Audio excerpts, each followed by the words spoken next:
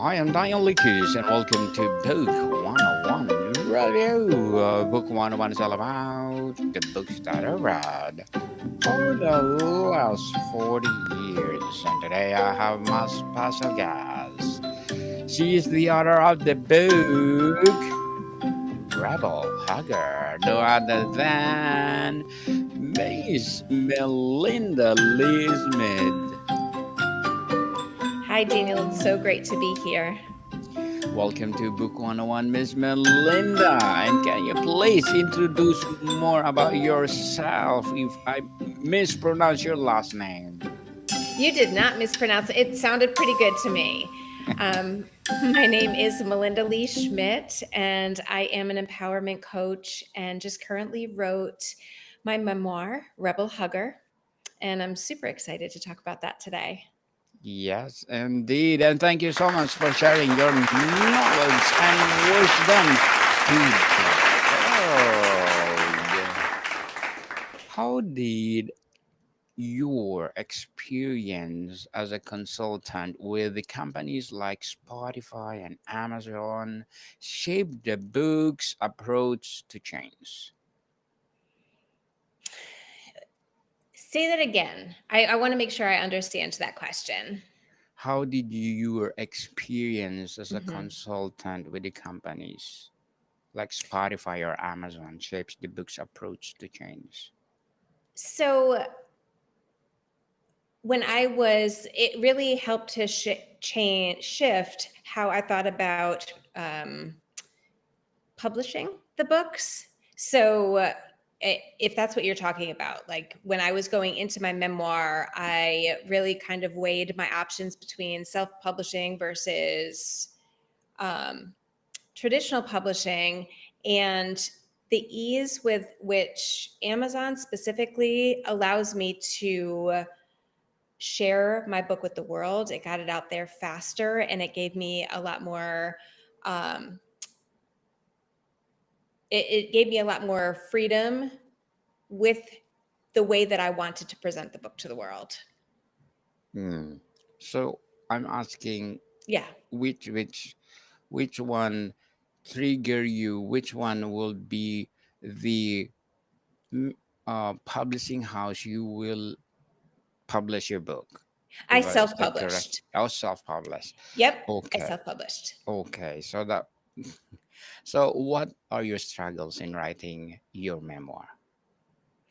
The greatest struggles in writing the memoir was allowing myself to be as vulnerable as I needed to be in order to get the message across that I wanted to get across.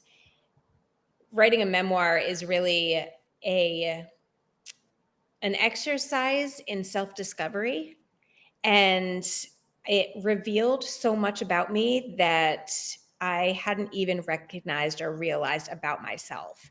And at times, it brought me to this place where I really needed to do the work of healing myself as I was writing the book. How and let's say this is your memoir. What are the best or the chapter that it's hard for you to write? It was not necessarily one particular chapter. I would say that it was probably the way that it was going to be presented, because I had a book coach, and she was helping me to outline how it was going to be written and how I could get to the point where I was going to get the message across that I wanted to get across. And through that process, I wrote and rewrote and scrapped like draft after draft after draft, because nothing really seemed to fit right and didn't quite match what it was that I wanted to share. And that was really challenging, because my journey is about a couple of hug adventures that are very timeline oriented. But a timeline oriented book didn't bring me to the message that I wanted to share. I really needed to kind of pick apart the dates and reorder the way that it was going to be written in a way that I didn't know what that was going to look like. So it was a lot of practicing and failing and practicing and failing. And I think that was really the hardest part.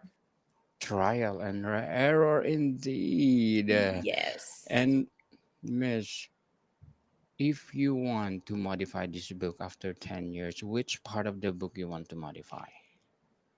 If I wanted to modify it after 10 years, that's a great question. Thank you. I, yeah. I think what I would modify is embellishing the end a little bit more. You know, the end is where my message was and what I really wanted to share with my readers. And I kind of um, finished that up in maybe 2 to 3 chapters. And I think I would want to stretch that out a little bit more and really dive deeper into the messages that I'm sharing with the world. Definitely. How did the idea of a rebel hugger, a cross country journey to self love, one hug at a time, evolve from your experiences? As I knew when I went out on these adventures, I spent a year hugging everyone I encountered. And that was the very first hug journey I went on. And when I did that, I knew I wanted to write about the experience. But it took me 10 years or more to actually get to sit down to write because the idea of hugs, they're so sweet and they are so warm and comforting, and it could easily have written like a chicken soup for the soul kind of book that really makes you feel good. But when it came down to what I wanted to share, the hugs themselves for me weren't warm and fuzzy. They weren't chicken soup for the soul. They were hard hitting and they were deeply moving and they were vulnerable and they were transformational. And so the coming up with this idea of a memoir started to help me see what it was that I wanted to share and how I wanted to write about my experience of hugging people. And as I was writing it, I realized that this was really more about a rebellion, a way of becoming something more than just this sweet girl who is out there hugging people. And I have a bit of a rebellious streak myself. So the idea of naming it Rebel Hugger just worked. Well, thank you for that hug, Miss Melinda. Thank you for that hug. Can you share a pivotal moment from your first hug journey that shaped the book's narrative? I would say that it happened on a day when I hugged someone. And as I was walking away, and the whole purpose of me hugging people was that I wanted to share with them this feeling of appreciation. So every person that I hugged, whether I knew them or not, it was a way for me to convey to them, I see you, you matter. I you bring value to my life by being in my life, even if it's just for this one brief moment. So it was my way of sharing this appreciation. And, you know, I really thought that it would be this very chicken soup for the soul, like sweet experience. And as I was walking away from this person that I had hugged, I overheard them say, wow, that was the first hug that I've received in a couple of months, maybe a year. And in that moment, I just teared up. And that was the moment that it really hit me that this was more than just a sweet gesture. This was a movement. This was a way of potentially transforming other people's lives. And little did I know that it was actually transforming my own. Transforming, indeed, truly transform, Miss Melinda. And how does Rebel Hugger address the challenge of overcoming people pleasing tendencies to develop healthy boundaries? That is one of the huge themes of my book. Awesome. That is definitely one of the things that becomes a challenge because when you're hugging other people, you're not just physically embracing them, but your energy is merging in that moment. And they're absolutely, it becomes a practice of where do I end and you begin? And how do I maintain that boundary? And it really has translated into all areas of my life. Definitely. How to maintain. How did how did you navigate stranger danger moments? And what did you teach you about trust and vulnerability? I walked into the hug journey feeling a sense of trust simply because I believe in the goodness of people and I know that there is danger in the world, but I also believe that 99% of the world is good. And the idea that I might encounter something that would be so devastating, just I didn't believe that that would happen. That being said, there's there were definitely moments where I recognized danger and I recognized my boundaries being violated, and that was again another one of these learning experiences that through this act of hugging I maintained this trust in humanity while learning what it means to create more solid boundaries so that when I do encounter this stranger danger I know how to keep myself safe in those moments. Miss Melinda, how did your second journeys taking or staying with strangers across America build on the insight from your first hug journey? It was a profoundly deepening of my experience of humanity. So I stayed with people, half of the people I knew, half of the people I didn't know. But even the people that I didn't know that I stayed overnight with, they knew someone that knew me. So there was a connection there. And that was one of the boundaries that I created to keep myself safe on this cross country journey because I was out there staying in strangers' homes all by myself. But what I did in those moments, as I was staying with these people, is I deepened into discovering who they were as a human. You know, when I was hugging people during my year of hugs, it was simply the energy exchange of the physical act of hugging. So, getting to go across the country, let me hug the people, then get to know them at a deeper level. And by staying with people all around the country, it gave me perspectives of um, different religions and different traditions and different cultures all around the United States that really helped me deepen into what it means to believe in and love all of humanity. Miss Melinda, what scientific or psychological insights about hugging, such as those from studies on physical touch, did you incorporate into the book? Did I incorporate any in the book? I'm not sure if I actually incorporated any of that in the book, but what I have incorporated since the book, especially during my book launch and a couple of other book events that I've attended, is that I like to get my audience that I'm talking with in person to hug each other for 20 seconds because at 20 seconds is when all of the good feeling hormones kick in. And it's really fascinating and it's beautiful and powerful to watch as people hug each other. And we're so used to hugging for what, a second, maybe up to 3 seconds or so. It's a really quick exchange. But to stay in contact for the 20 seconds, There's like this moment of joy when it first happens.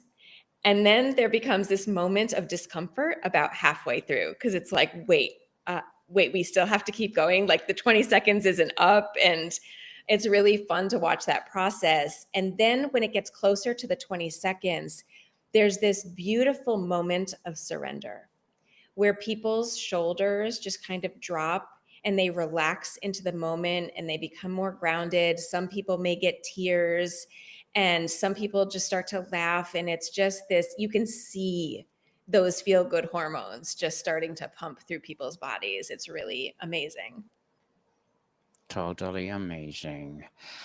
How does Rebel Hugger challenge societal norms about physical affection, or particularly in the context of women's self worth? It's it's a radical act, right? Like we don't think of it as a radical act because it's something that many of us do all the time with our family and our friends. But I view it as a radical act because when we can be as present as possible, which is a very feminine quality, when we can be as present and vulnerable as possible in the moment that we are having this hug exchange, there is no sense of identity or labels or stories or anything about who we are. All there is this connection, this heart to heart connection, one human connecting with another human being. And that to me is a complete 180 of what our society is trying to do right now, which is kind of tear us apart. So to me, that is a radical act of love. And for women in particular, as you mentioned before, this stranger danger, I had so many people like cautioning me against doing this very beautiful connecting act of love because it's like, well, what if you get harmed? What if something happens to you? I think that there's so much power in being able to say, as a female presenting person, as somebody who has female qualities, I have this love to give, and I am willing to be vulnerable in the face of potential danger to connect with another human being. Very well said, Miss Melinda. Beautifully articulated. As an author, Miss, what are your short term and long term goals? I would One of my long-term goals is to become a public speaker. I think I have a lot to share on this revolutionary act of hugging. And short-term goals, I want to keep getting my book out in the hands of as many people as possible. Mm, yes. Good luck to your goals, Miss Melinda, and looking forward for more success. What would be your piece of advice for those people out there who want to be an author like you? My greatest piece of advice would be just to start writing, even if it's 15 minutes today, 15 minutes every day, just do it. You don't have to know where it's going. You don't have to know how it's going to come together. Just get started, get the habit going, and before you know it, your book will be done. Yes, definitely. Thank you for that advice, Miss Melinda. And can you please recommend a book or books that influence your journey? Absolutely. Untamed, it has by Glennon Doyle, is one of my favorite books that I like to recommend. I even have you can't really see it. I have Right. I have a I'll make it. cheetah on I'll my make it arm. big. Okay, I'll make it bigger for you. Just give me a minute so that Oh, people can see it widely. I Okay. don't even know if you can. So I have a cheetah on my arm here. Yes. And that is from the Untamed book by Glennon Doyle. So that was one of my greatest influences that reminded me to be as authentic as possible especially as I wrote my book. Authentic indeed. And thank you for that recommended book. Miss Melinda, what challenges did you face in writing your memoir? That's both funny and deep dive in the human condition.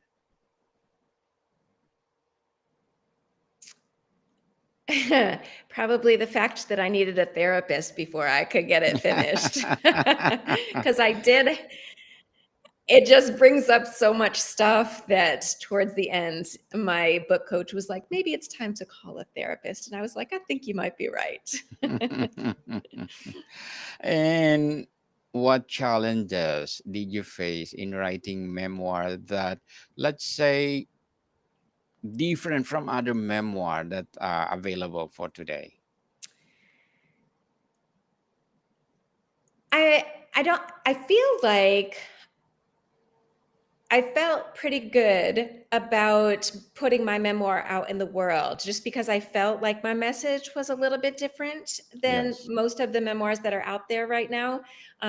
So I think the biggest challenge probably was that it felt more like I was um, entering lesser known territory. I like that, Miss Melinda. Very well said again. Thank you. Very well said.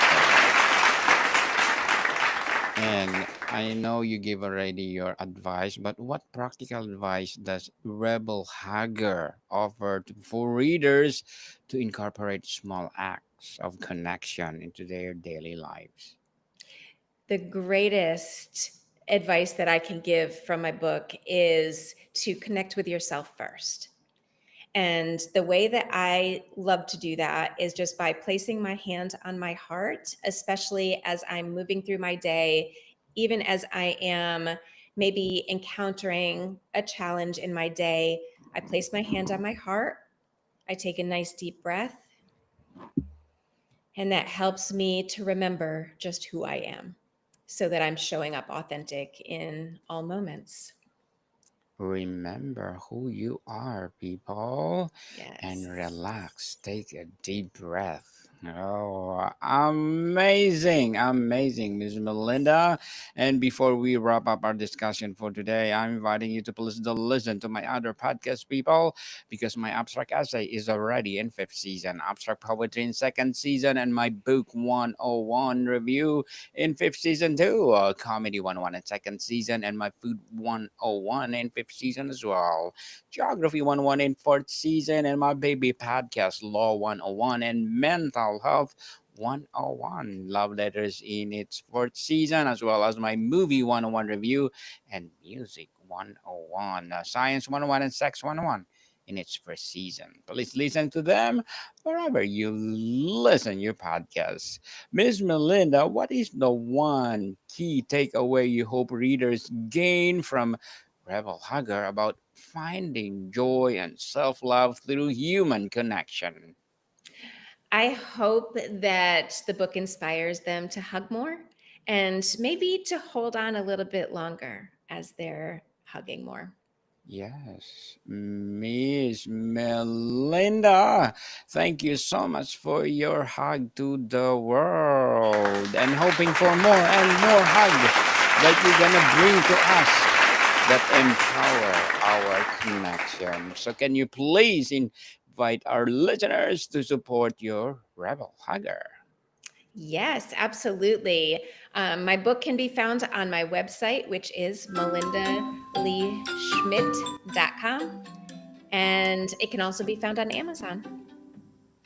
Yes, people, let's support Miss Melinda Lee Schmidt because if you support her, for sure, more and more and more hug to come.